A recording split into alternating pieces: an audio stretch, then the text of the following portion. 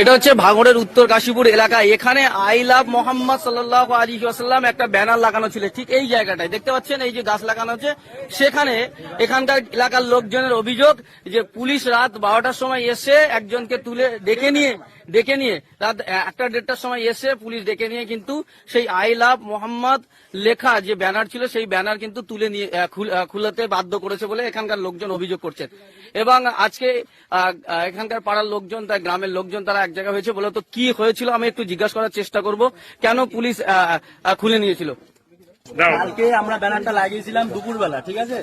রাত 1:30টার সময় আমার বাড়িতে পুলিশ আসে, গ্রিল নাড়া দিয়ে আমাকে ডাকা হয়, ডেকে জিজ্ঞাসা করা হয় যে ব্যানারটা ইমিডিয়েটলি এখান থেকে খুলতে হবে। আমি বললাম কারণ কি হয়েছে স্যার? বলছে এখানে হিন্দুরা বসবাস করে, এখান থেকে ব্যানারটা থাকলে অসুবিধা, এটা তোকে বাড়ির ধারে গিয়ে লাগা। আমরা এটাও বলেছি যে আমরা ঘোষপুকুর ধারে লাগাবো। পুলিশ আমাদেরকে বলেছে যে আমাদের কাছ থেকে পারমিশন নিয়ে তারপর লাগাতে হবে। মানে ব্যানার লাগাতে গেলে পারমিশন নিতে হবে? এখানে তো হিন্দু মুসলিম সব একসাথে বসবাস করে। এটাও বলেছে যে তোরা এখানকার স্থানীয় কিনা, তোরা এখানে কটা ঘর বাস করিস, তোদের টাইটেল কি, হ্যাঁ সমস্ত আর কি পুলিশরা আমাদেরকে এরকম প্রশ্ন করেছে।